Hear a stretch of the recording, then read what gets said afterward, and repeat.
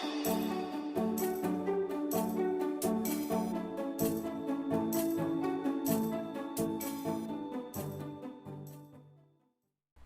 हिंद दोस्तों, स्वागत है आपका YouTube channel जेआरएसपी।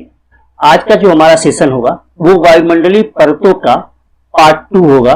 Layer of atmosphere का दूसरा भाग होगा। आज के सेशन में हम देखेंगे विषम मंडल यानी ताप मंडल और वायुमंडल। साथ में हम देखेंगे मैग्नेटोस्फीयर के बारे में भी। पिछली वीडियो में यानी वायुमंडलीय परतों के भाग 1 में पार्ट 1 में हम सममंडल यानी कि क्षोभ मंडल, समताप मंडल, मध्य मंडल के बारे में प्रॉपर डिस्कस कर चुके हैं। तो चलिए आज दोस्तों शुरू करते हैं हम विषम मंडल के बारे में।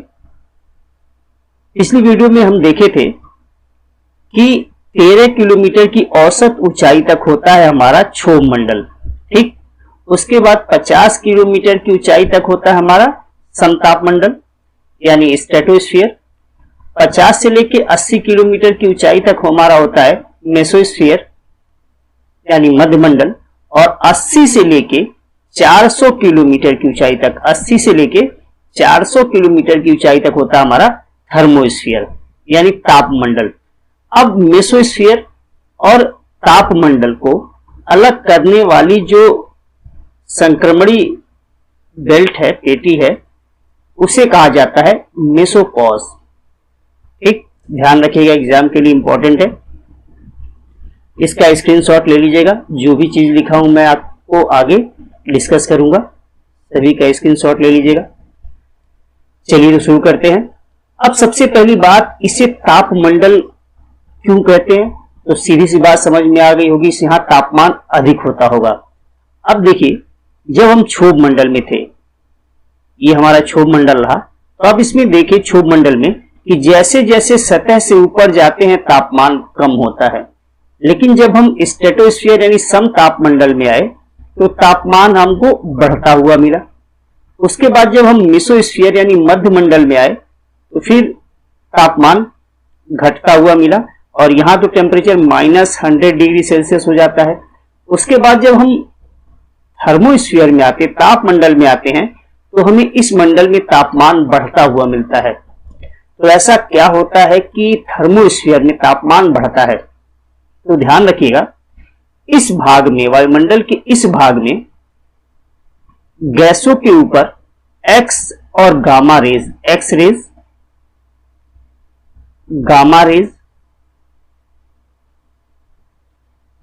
और एक्सट्रीम अल्ट्रावायलेट रेज जब पड़ती हैं तो ये गैसें इनको एब्जॉर्ब कर लेती है और एब्जॉर्ब करने की वजह से इस वायुमंडलीय परत का तापमान बहुत अधिक हो जाता है और ये तापमान 1200 डिग्री सेल्सियस से ऊपर ही रहता है।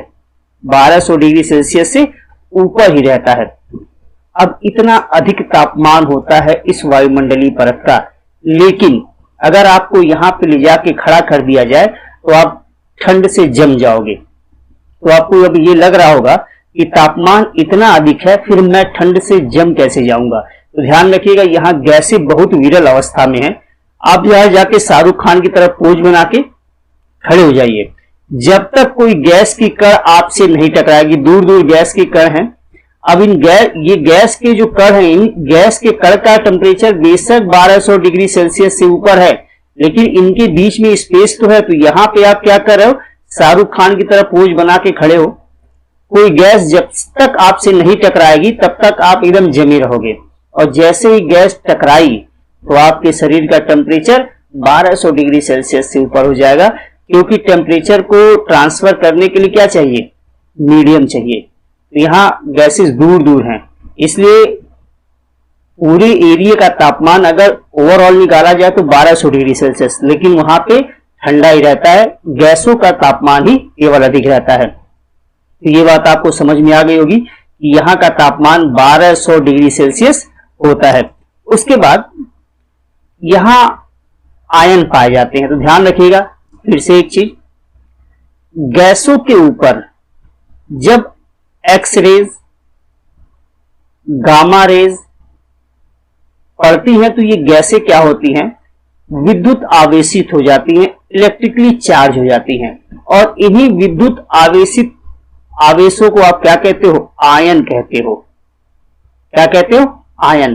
तो इस वायुमंडलीय परत में आयन पाए जाते हैं। तो एग्जाम में अगर आपसे क्वेश्चन पूछ दिया जाए कि आयन कहां पाए जाते हैं, तो आप आंसर क्या दोगे? तापमंडल या थर्मोस्फीयर में। ठीक, या पूछ दिया जाए विद्युत आवेशित कण कहां पाए जाते हैं, तो आपका आंसर यही होगा, तापमंडल या आयन मंडल में।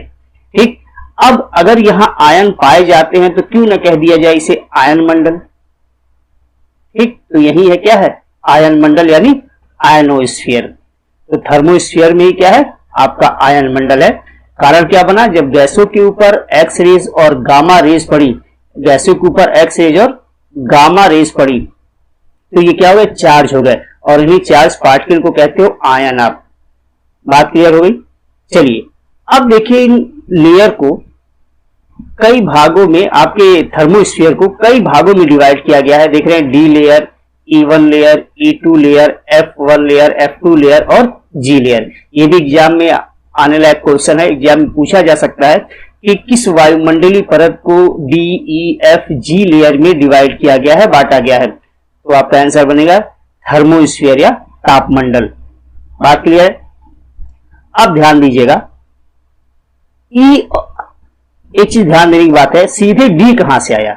इसका मतलब ए बी सी कहीं ना कहीं होगा जरूर। तो आपका जो ट्रोपोस्फीयर है उसे ए लेयर कहते हैं, यानी क्षोभ मंडल को ए लेयर कहते हैं। ठीक, समताप मंडल को बी लेयर कहते हैं। उसके बाद मध्य मंडल को सी लेयर कहते हैं। ठीक, मेसोस्फीयर को सी लेयर। उसके बाद देख रहे हो बी ई एफ चल रहा है। E1 और E2 लेयर को ई रीजन कहा जाता है। E1 और E2 लेयर के एक साथ क्या कहते हैं? ई रीजन कहते हैं। बात क्लियर? और इसका बहुत इंपॉर्टेंस है, तो ध्यान रखिएगा।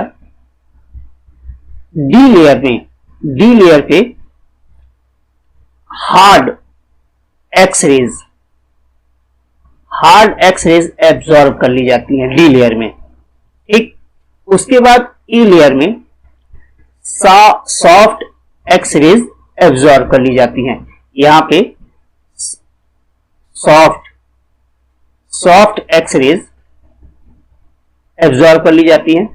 और एफ लेयर में ध्यान रखिएगा, एफ लेयर में एक्सट्रीम यूवी रेज एब्जॉर्ब की जाती हैं। तो बहुत काम कीजिए, अगर X rays, gamma rays, UV rays हमारे पास तक आ जाएं, हमारे शरीर पे पड़े, तो हमें बहुत नुकसान पहुंचाएंगी। तो प्रकृति ने कितनी अच्छी व्यवस्था कर दी है कि एक्स रेज, गामा रेज और UV rays, extreme UV raise, अभी आप पढ़े होंगे कि स्ट्रेटोस्फीयर में ओजोन पाया जाता है, और यहाँ पे ओजोन अल्ट्रावायलेट रेज को एब्जॉर्ब करता है। तो सिर्फ यही एब्जॉर्ब नहीं होती यूवी रेज, ध्यान रखिएगा थर्मोस्फीयर के एफ लेयर में भी एब्जॉर्ब होती हैं। ठीक, ये बात आपको ध्यान रखने वाली बात है। अब एक चीज और देखिए, जो डी लेयर है, ये आपकी डी लेयर दिन के समय तो रहती है, लेकिन रात के समय खत्म हो जाती है। ठीक, उसी तरह से F1 लेयर दिन के समय तो रहती है, और रात के समय ये भी क्या होती है? खत्म हो जाती है। यानी दिन के समय आयनाइजेशन होता है, इस वजह से ये उपस्थित हो जाती है, और रात में आयनाइजेशन नहीं होता है, इसलिए ये समाप्त हो जाती है। तो आपको ध्यान रखने वाली बात है कि डी लेयर केवल दिन के समय और F1 लेयर केवल दिन के समय उपस्थित होती हैं।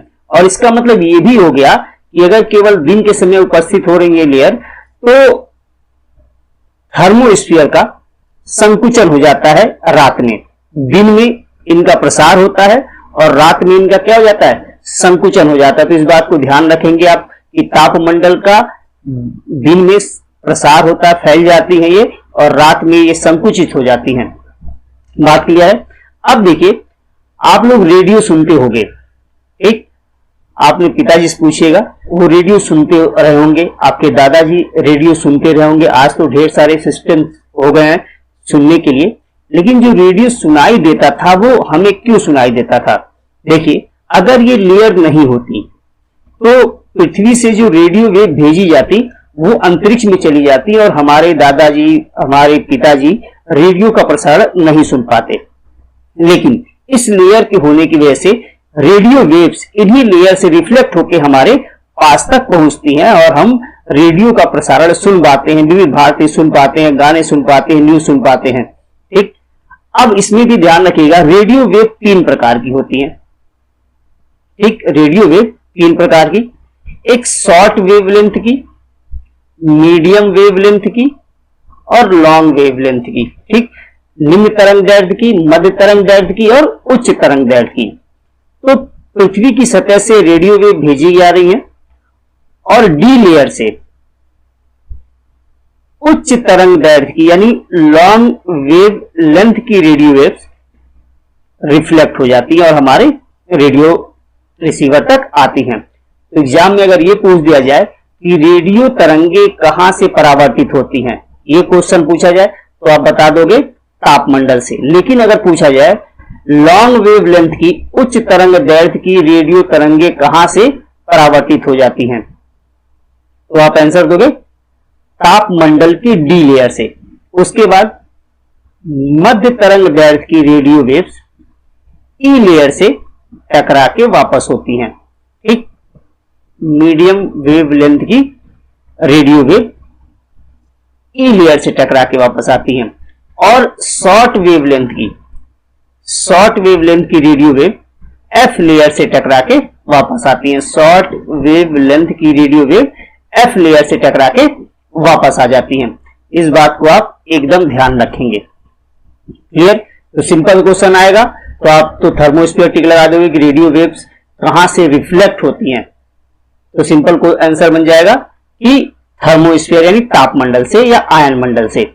लेकिन अगर आपसे पूछ दिया जाए लॉन्ग वेव लेंथ की रेडियो वेव्स कहां से रिफ्लेक्ट होती हैं, मीडियम वेव लेंथ की रेडियो वेव कहां से रिफ्लेक्ट होती हैं या शॉर्ट वेव लेंथ की रेडियो वेव कहां से रिफ्लेक्ट होती है, तो आपका आंसर बनेगा डी लेयर, ई लेयर और एफ लेयर।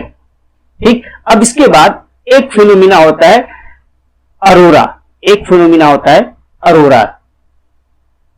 अरोरा। ठीक, जिसे आप हिंदी में कहते हो ध्रुवी प्रकाश। इस वर्ड से ही आपको समझ में आ गया होगा कि ध्रुवी प्रकाश ध्रुवों पर दिखाई देगा। अब ध्रुवों पर ही क्यों दिखाई देगा, इसके बारे में अभी हम डिस्कस करेंगे, लेकिन बात करते हैं अरोरा। ठीक, अरोरा का फिनोमिना, अरोरा की परिघटना क्यों होती है। तो अभी देखिए, अभी हम आयन की बात की, हमारी पृथ्वी है, और बात की जब सूर्य से एक्स रेज और गामा रेज आती हैं, एक्स रेज और गामा रेज आती हैं, तो यहां जो गैसें उन्हें चार्ज कर देती हैं। ठीक, ये क्या करती हैं, ये इन्हें गैसों को चार्ज कर देती हैं। ठीक, इसके इलेक्ट्रॉन और प्रोटॉन अलग होके अलग अलग जगह पे इकट्ठे हो जाते हैं। ठीक, अब देखिए, अब इन चार्ज पार्टिकल के ऊपर, ये जो चार्ज पार्टिकल है, इनके ऊपर जब कॉस्मिक रेज पड़ती हैं, तो प्रकाश उत्पन्न होता है, जिसे हम कहते हैं ध्रुवी प्रकाश। तो पहला काम क्या हुआ, एक्स रेज और गामा रेज गैसों को आयनाइज कर दी, चार्ज कर दी, और जब ये चार्ज हो गई तो इनके ऊपर जब कॉस्मिक रेज पड़ी, चाहे वो सूर्य से आ रही हो चाहे किसी और तारे से आ रही हो, तो इसके ऊपर जब कॉस्मिक रेज पड़ी तो प्रकाश उत्पन्न हुआ, और जिसे कहा गया अरोरा। अब आपके दिमाग में ये आ रहा होगा कि भाई अरोरा की जो परिघटना है वो पूरी पृथ्वी पर होनी चाहिए, क्योंकि चार्ज पूरी हमारे पृथ्वी का, हमारे पूरे तापमंडल में होनी चाहिए, केवल ध्रुवों की ओर क्यों, पूरी पृथ्वी की चारों ओर दिखाई देनी चाहिए। चाहे हम भूमध्य रेखा से देखें तो हमें दिखाई देना चाहिए, चाहे हम ध्रुव से देखें तो दिखाई देना चाहिए। ठीक, लेकिन ये ध्रुवों के पास ही क्यों दिखाई देती हैं, बाकी जगह से अगर भूमध्य रेखा पर खड़े होकर देखें तो हमें अरोरा जैसी घटना क्यों नहीं दिखाई देती। तो इसके लिए ध्यान दीजिएगा, ग्लोब में देखिए आप लोग, देखिए चार्ज पार्टिकल हैं और हमारी पृथ्वी के चारों ओर ये चार्ज हुए। ठीक, लेकिन ये हमारी पृथ्वी का उत्तरी ध्रुव और ये हमारी पृथ्वी का दक्षिणी ध्रुव। अब ये नॉर्थ पोल ये चार्ज पार्टिकल को अपनी ओर अट्रैक्ट करता है, साउथ पोल चार्ज पार्टिकल को अपनी ओर अट्रैक्ट किया, तो जो भी पार्टिकल चार्ज हुए या तो नॉर्थ की ओर आ गए या तो साउथ की ओर आ गए। अब यहां चार्ज होके यहां इकट्ठा हो रहे, नॉर्थ पोल के ऊपर और साउथ पोल के ऊपर इकट्ठा हो रहे हैं। ध्यान रखिएगा, ऊपर, ऐसा नहीं नीचे, ऊपर साउथ पोल के ऊपर और नॉर्थ पोल के ऊपर इकट्ठा हो गए। तो चार्ज पार्टिकल तो बंद कहीं रहे हैं, लेकिन इकट्ठा कहां हो रहे हैं? नॉर्थ पोल और साउथ पोल के ऊपर। अब एक दूसरे चित्र के माध्यम से मैं समझाता हूं। देखिए, ये जो आपको ग्रीन कलर का रिंग दिख रहा है, यहीं पे चार्ज पार्टिकल आपके इकट्ठा हो गए। ठीक, अब चार्ज पार्टिकल इकट्ठा हो गए। अब सन से आई सोलर विंड या सोलर फ्लेयर, ये आई और हमारे उत्तरी ध्रुव और दक्षिणी ध्रुव पर पड़ी। और जब ये उत्तरी ध्रुव और दक्षिणी ध्रुव पर पड़ी तो ये प्रकाश उत्पन्न की, और जिन्हें कहा जाता है अरोरा। ठीक, बाकी जगह तो नहीं आ पा रही हैं। अभी आगे जब मैग्नेटोस्फीयर बताऊंगा तब आपको बताऊंगा मैं कि और जगह ये क्यों नहीं आ पाई। लेकिन कॉस्मिक रेज जब इनके ऊपर पड़ी तो प्रकाश उत्पन्न हुआ उत्तरी ध्रुव पर और दक्षिणी ध्रुव पर। बात क्लियर? अब उत्तरी ध्रुव पर होने वाले इस प्रकाश को अरोरा बोरियोलिस या सुमेरु ज्योति कहते हैं। ठीक, अरोरा बोरियोलिस या सुमेरु ज्योति कहते हैं। और दक्षिणी ध्रुव पर उत्पन्न होने वाले इन प्रकाश को कहा जाता है इंग्लिश में अरोरा ऑस्ट्रियालिस, हिंदी में कहा जाता है कुमेरु ज्योति। ठीक, ये प्रॉपर मैं लिख दिया हूं, तो आप स्क्रीनशॉट ले लीजिएगा पीछे स्लाइड से। ये बात आपको समझ में आ गई होगी। दोबारा पीछे चलते हैं। अब ध्यान दीजिएगा, 80 से लेके 300 किलोमीटर, 80 से लेके 130 किलोमीटर, 80 से लेके 130 किलोमीटर की परत का अध्ययन किए थे कैनली और हेविसाइड। ये दो व्यक्ति हैं, दो साइंटिस्ट हैं। इन दोनों महोदयों ने इस लेयर का अध्ययन किया था। इसलिए इस भाग का यानी 80 से 130 किलोमीटर की रीजन का जो अध्ययन किया था कैनली और हेविसाइड महोदय ने, इसलिए इस पार्ट का नाम दे दिया गया कैनली हेविसाइड लेयर। तो एग्जाम में पूछ दिया जाए कैनली हेविसाइड लेयर किस वायुमंडलीय परत में मिलती है, तो ध्यान रखिएगा थर्मोस्फीयर।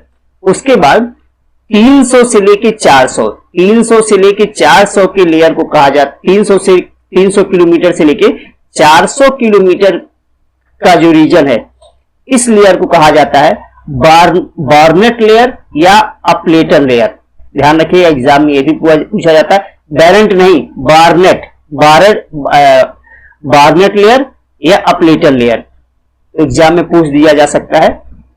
इसके अलावा जी लेयर को प्रोटोनोस्फीयर भी कहते हैं, क्योंकि यहाँ प्रोटॉन इकट्ठा हो जाते हैं। चार्ज पार्टिकल जो प्रोटॉन है वो यहाँ पे इकट्ठा हो जाते हैं, इसलिए जी लेयर को प्रोटोनोस्फीयर भी कहा जाता है। एक बहुत ही इंपॉर्टेंट चीज बताऊं मैं आपको, आप सुने होंगे सुनीता विलियम्स जी का नाम, कल्पना चावला जी का नाम, ये जो कि एस्ट्रोनॉट हैं।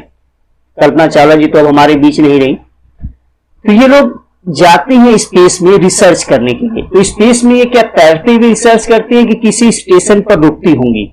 जरूर किसी न किसी स्टेशन पर रुकती होंगी, जिसे कहा जाता है इंटरनेशनल स्पेस स्टेशन। ठीक, इंटरनेशनल स्पेस स्टेशन। तो इंटरनेशनल स्पेस स्टेशन पे ये लोग जाती हैं, वहां रिसर्च करती हैं। तो क्या ये रिसर्च धरती पे नहीं हो सकता? जी नहीं, जो रिसर्च लो ग्रेविटी में किया जाना हो उसके लिए उन्हें ऊपर ही जाना पड़ेगा। कारण क्या है, ये हमारी पृथ्वी है, तो पृथ्वी की सतह से नीचे जाए तो ग्रेविटेशनल फोर्स कम होगा, या पृथ्वी की सतह से ऊपर जाए तो ग्रेविटेशनल फोर्स कम होगा।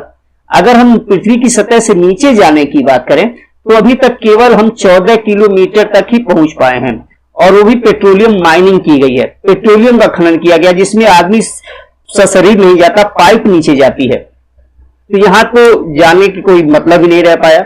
अगर जरा हम ऊपर देखें तो ये लेयर कहां से कहां तक है? 80 से लेकर 400 किलोमीटर। तो सिंपल सी बात है, कम ग्रेविटी, ज्यादा कम ग्रेविटी पृथ्वी की सतह से ऊपर जाने पर ही मिलेगा।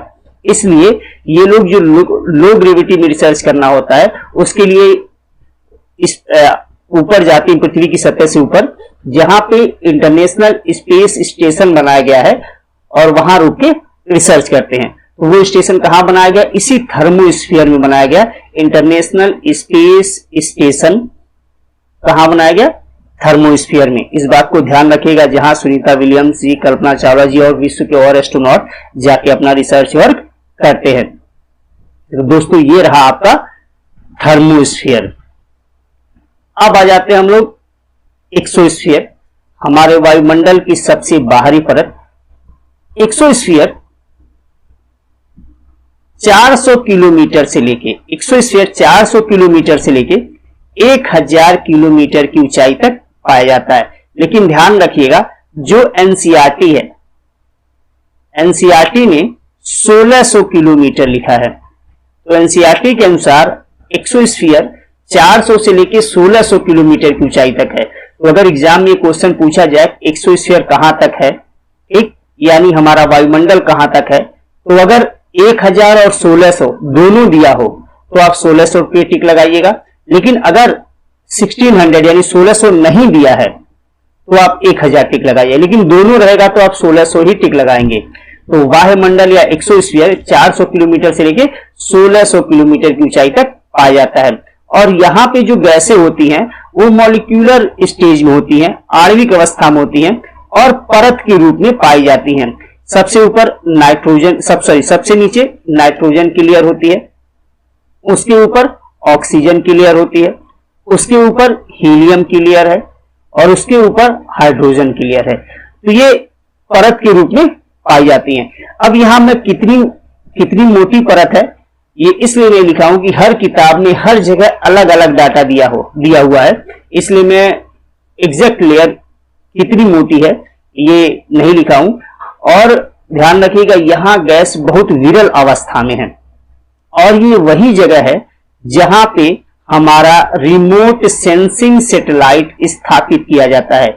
यानी एग्जाम में पूछ दिया जाए रिमोट सेंसिंग सैटेलाइट, दूर संवेदी उपग्रह कहां स्थापित किए जाते हैं, दूर संवेदी उपग्रह कहां स्थापित किए जाते हैं, तो ध्यान रखिएगा एक्सोस्फीयर में, वायुमंडल में।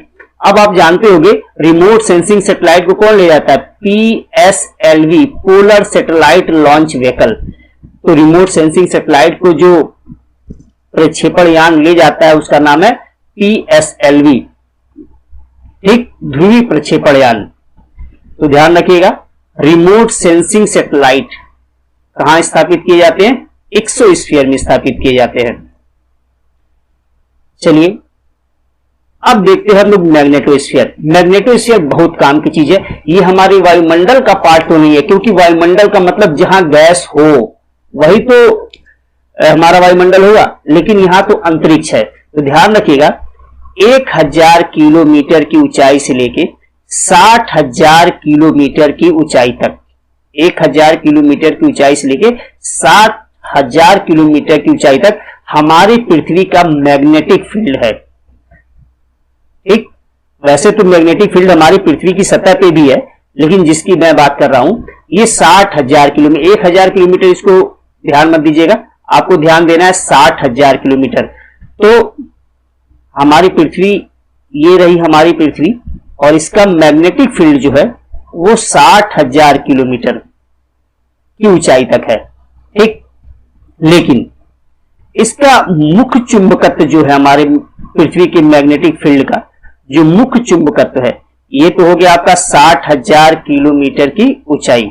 लेकिन जो मुख्य चुंबकत्व है वो 36,000 किलोमीटर की ऊंचाई तक है। मुख्य चुंबकत्व का मतलब हमारी पृथ्वी के चुंबकीय क्षेत्र का प्रभाव। तो हमारी पृथ्वी के चुंबकीय क्षेत्र का सर्वाधिक प्रभाव कहां तक है, 36,000 किलोमीटर की ऊंचाई तक। उसके बाद धीरे धीरे प्रभाव कम होता जाता है और 60,000 किलोमीटर की ऊंचाई तक प्रभाव खत्म हो जाता है। लेकिन ध्यान रखिएगा, ये 1000 में गलती से लिख दिया गया, ये 1000 मत लिखिए, ध्यान रखिएगा 60,000 किलोमीटर की ऊंचाई तक हमारी पृथ्वी का मैग्नेटिक फील्ड है, ठीक। इसे कहा जाता है मैग्नेटोस्फीयर। अब इसका फायदा क्या है? पहला फायदा तो आप ये देखिए, इस चित्र के माध्यम से देखिए, ये जो पर्पल कलर की जो लाइनें दिख रही हैं, ये हमारी पृथ्वी का डार्क जो बड़ा एरिया दिख रहा है, ये हमारे पृथ्वी के का मैग्नेटिक फील्ड का आउटर बॉडी है, आउटर लेयर है, आउटर पार्ट है, लेयर नहीं आउटर पार्ट है। अब देखिए, सन से इलेक्ट्रोमैग्नेटिक वेव, विद्युत चुंबकीय तरंगे आ रही हैं। अब मान लीजिए हमारा जो सैटेलाइट है, अगर हमारा सैटेलाइट यहां स्थापित कर दिया जाए, यानी 60,000 किलोमीटर की ऊंचाई पे, तो सूर्य से आने वाली विद्युत चुंबकीय तरंगे इस सैटेलाइट पर पड़ेंगी और इस सैटेलाइट को खराब कर देंगी। तो 60,000 किलोमीटर ऊपर अगर स्थापित किए तो वैसे खराब कर देनी है। और साथ में हम आप अभी बताया हूं हमारी पृथ्वी का मुख्य चुंबकत्व कहां पे है, 36,000 किलोमीटर की ऊंचाई। तो ये मान लीजिए हमारे 36,000 किलोमीटर की ऊंचाई में हमारी पृथ्वी का मुख्य चुंबकत्व, तो यहां सैटेलाइट स्थापित कर दिया गया। अब जो सोलर सन से निकलने वाली इलेक्ट्रोमैग्नेटिक वेव आएंगी तो रास्ते में उनका मुकाबला हो जाएगा हमारी पृथ्वी के मैग्नेटिक फील्ड से। अब ये मैग्नेटिक फील्ड क्या करेंगी, इन इलेक्ट्रोमैग्नेटिक वेव को मोड़ देंगी, इधर इंटर करने नहीं देंगी। जब वो इंटर करने नहीं देंगी तो जो हमारे सैटेलाइट हैं वो बचे रह जाएंगे। और ये जो सैटेलाइट होता है आप जानते हो इनसेट, ठीक, जिससे आप टीवी देखते हो, इनसेट। तो इनसेट कहां स्थापित किया जाता है, 36,000 किलोमीटर की ऊंचाई के आसपास, जो स्टेशनरी ऑर्बिट में स्थापित किया जाता है 36,000 किलोमीटर की ऊंचाई के आसपास। ठीक, अगर यही 36,000 यानी 36,000 से ऊपर स्थापित कर दिया जाए तो एक बड़ी प्रॉब्लम क्या आएगी कि सन से निकलने वाली जो इलेक्ट्रोमैग्नेटिक वेव है वो हमारे सैटेलाइट को खराब कर देंगी। ठीक, इसीलिए क्या किया जाता है, 36,000 किलोमीटर की ऊंचाई के अंदर स्थापित किया जाता है। एक बात और है इसके साथ साथ कि ये जियो स्टेशनरी ऑर्बिट में, यानी जब पृथ्वी ये घूम रही है तो उसी पृथ्वी के साथ साथ ये घूमते रहते हैं, एक स्थान पर स्थिर होकर ये घूमते रहते हैं। और ये स्थिति करीब 35,800 किलोमीटर की ऊंचाई पे पाई जाती है कि एक जगह स्थापित होगा पृथ्वी के साथ साथ है, एकदम पृथ्वी के ऊपर जहां स्थापित कर दो उसी के साथ साथ वो घूमते रहेंगे। तो जियो स्टेशनरी ऑर्बिट में स्थापित करने का पर्पस दो बन गया, एक तो पृथ्वी के साथ साथ घूमते रहे और दूसरा जो सन से आने वाली जो इलेक्ट्रोमैग्नेटिक वेव है उनसे हमारे सैटेलाइट का बचाव कर पाए। और इस मैग्नेटोस्फीयर को ही कहा जाता है वॉन एलन रेडिएशन बेल्ट। इस बात को ध्यान रखिएगा, वॉन एलन रेडिएशन बेल्ट कहा जाता है। तो दोस्तों ये रहा हमारा मैग्नेटोस्फीयर। तो आज हम विषम मंडल यानी एटमॉस्फेरिक लेयर का विषम मंडल, हेट्रोस्फीयर वाला पार्ट भी देख लिए और मैग्नेटोस्फीयर भी देख लिए। तो आशा है ये वीडियो आपको पसंद आई होगी। अगर पसंद आई हो तो वीडियो को लाइक कर दीजिएगा, चैनल को सब्सक्राइब कर लीजिएगा। जय हिंद।